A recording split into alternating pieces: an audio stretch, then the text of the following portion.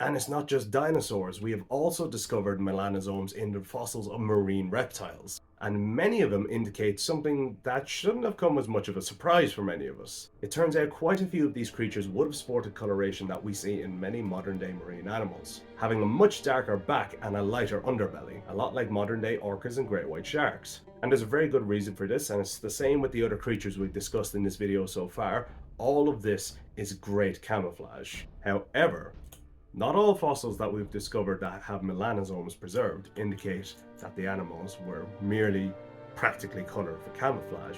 We have actually discovered some that indicate something a little more colourful.